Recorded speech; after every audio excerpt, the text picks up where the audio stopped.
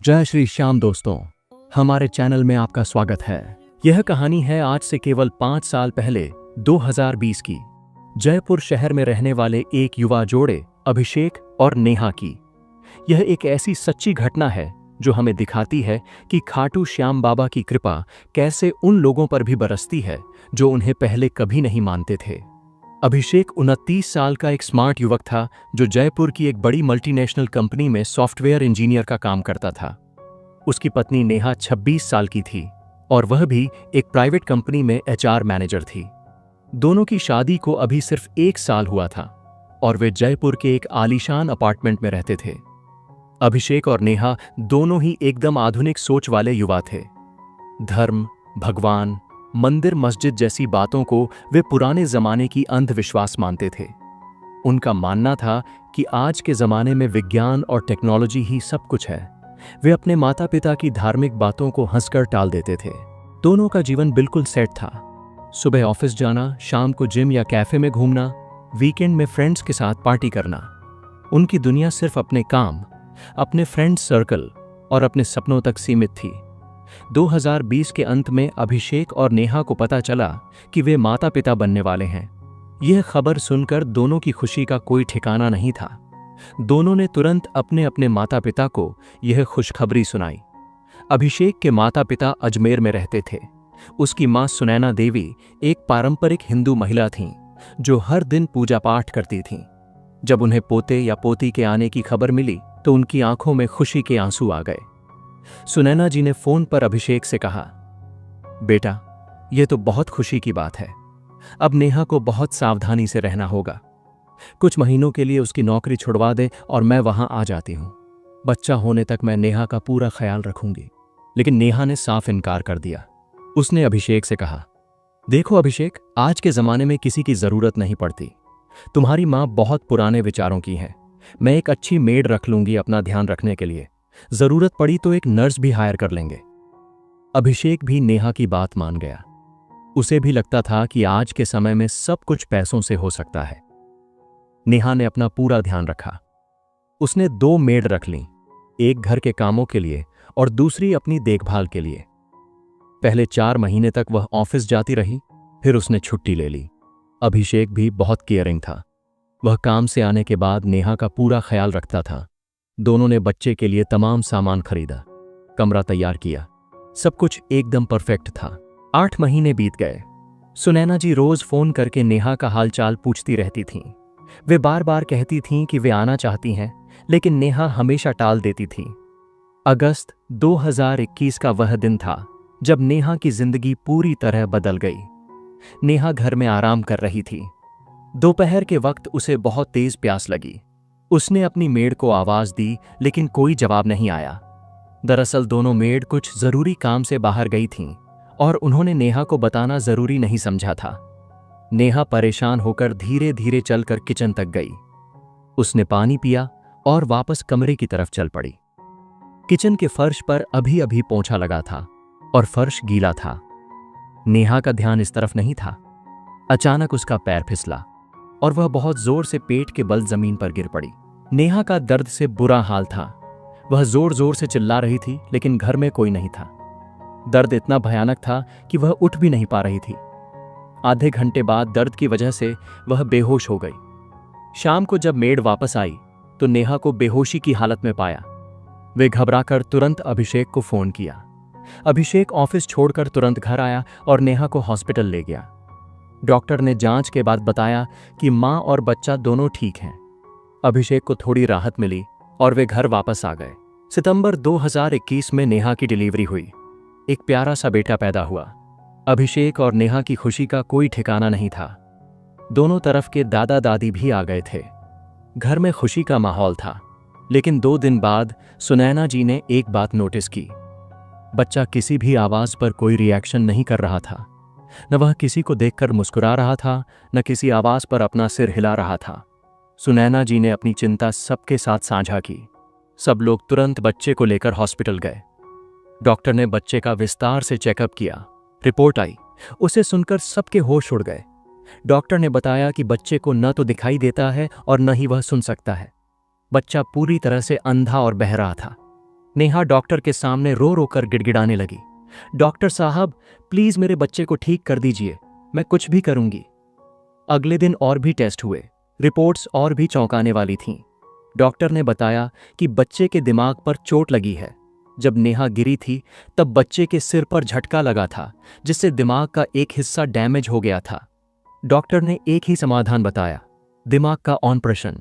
लेकिन सफलता की संभावना सिर्फ 10-15% थी।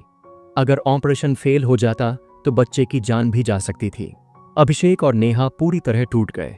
वे दिल्ली मुंबई के सबसे बड़े हॉस्पिटल्स में गए। हर जगह से यही जवाब मिला, ऑपरेशन। 2 साल तक वे बच्चे को लेकर जगह जगह भटकते रहे। लाखों रुपए खर्च किए, लेकिन कोई उम्मीद नजर नहीं आई। धीरे धीरे उनकी उम्मीद भी खत्म होने लगी। अभिषेक अब पहले जैसा चीयरफुल नहीं रहा था। नेहा हमेशा उदास रहती थी। जब भी वह अपने बच्चे को देखती, उसका दिल टूट जाता था। सुनैना जी जयपुर में ही रहकर बच्चे की देखभाल कर रही थीं। 2023 की शुरुआत में एक दिन नेहा और अभिषेक की एक पड़ोसी श्रीमती शर्मा उनके घर आईं। वे अपने हाथ में प्रसाद लेकर आई थीं और सबको बांट रही थीं। सुनैना जी ने पूछा, शर्मा जी, ये किसका प्रसाद है? श्रीमती शर्मा खुशी से बोलीं, सुनैना जी, ये मेरे खाटू श्याम बाबा का प्रसाद है। आज मेरे बेटे राहुल की गवर्नमेंट जॉब लग गई है। 5 साल से तैयारी कर रहा था, लेकिन कुछ नहीं हुआ। 2 हफ्ते पहले हम सब खाटू धाम गए थे। बाबा से प्रार्थना की थी और कल ही राहुल का रिजल्ट आ गया। जय हो मेरे खाटू श्याम बाबा की। सुनैना जी ने उन्हें बैठाया, चाय नाश्ता कराया। बातों बातों में सुनैना जी ने अपने पोते की समस्या के बारे में बताया। श्रीमती शर्मा ने कहा, सुनैना जी, अगर आप लोगों को ठीक लगे तो इस बच्चे को बाबा के दरबार ले जाइए। वे हारे का सहारा है। उनके दरबार से आज तक कोई खाली हाथ नहीं लौटा है। हो सकता है वहां जाकर इस बच्चे की किस्मत भी बदल जाए। सुनैना जी के मन में एक उम्मीद जगी। उन्होंने नेहा और अभिषेक से कहा, बेटा चलो खाटू श्याम जी के दर्शन करने चलते हैं। क्या पता वहां जाकर सच में हमारा बच्चा ठीक हो जाए। अभिषेक ने गुस्से से कहा, मां, आप ये कैसी बात कर रही हैं? जब डॉक्टरों के पास भी इसका कोई इलाज नहीं है तो मंदिर जाकर क्या हो जाएगा? मैं इन सब बातों को नहीं मानता। सुनैना जी ने धैर्य से समझाया, बेटा, भगवान के पास हर चीज का इलाज होता है। तुमने सबके कहने से इतने डॉक्टरों के पास जाकर देखा, लेकिन कुछ नहीं हुआ। एक बार मेरे कहने से बाबा के दर्शन करने चलो। नेहा भी अब हार चुकी थी। 2 साल से वह अपने बच्चे को इस हालत में देख रही थी। उसने कहा, अभिषेक, मां जी सही कह रही हैं। हमने सब कुछ ट्राई किया है, एक बार यह भी कर लेते हैं।